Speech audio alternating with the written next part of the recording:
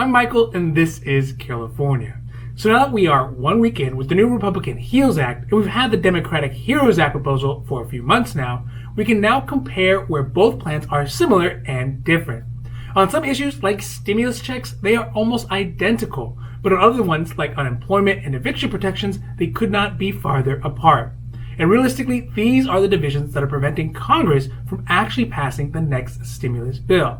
So today we are discussing the HEROS Act and the HEROS Act proposals and how they are similar and different.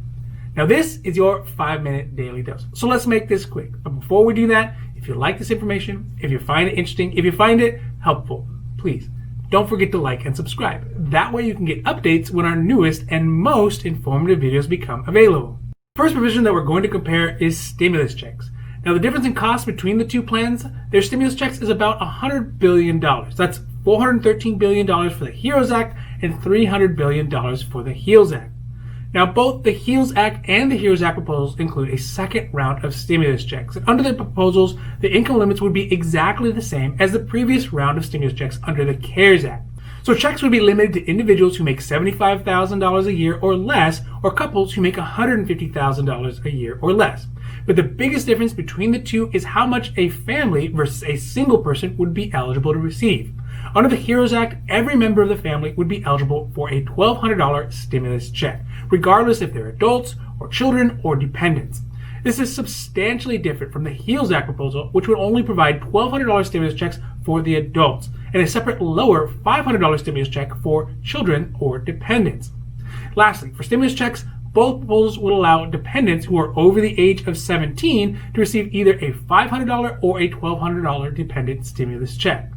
These were one of the largest groups of people who were left out from the previous CARES Act version, which was the first round of stimulus checks. The next biggest difference between the two proposals is how they deal with unemployment. First and most obvious is the total cost for unemployment benefits under the two. Under the HEROS Act, it would provide unemployment benefits that would cost an estimated $437 billion, while under the HEROS Act, it would only be $110 billion. This is primarily because of the amount of extra unemployment benefits that Americans would get on top of their standard unemployment benefits. So for example, in the HEROS Act, it would guarantee an additional $600 weekly benefit for people on unemployment, and that would last all the way through to the end of the year. Now this is vastly different from the HEROS Act that would only provide a $200 extra weekly benefit through the end of September, and then only up to 70% of what a person's pre-pandemic income was through January. This substantially lower payment under the HEROS Act would account for the nearly $300 billion difference between the two proposed bills. At face value, the HEROS Act has substantially more generous provisions and includes some protections that are completely excluded from the Republican HEROS Act. The first of these provisions that's only in the HEROS Act is nearly $1 trillion for state and local governments.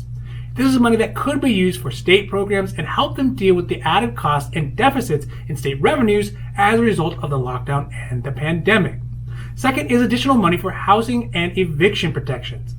This is a provision that has been carried over from the CARES Act because it helped so many people, mainly in the parts of the country that were already suffering from high rents and housing scarcity.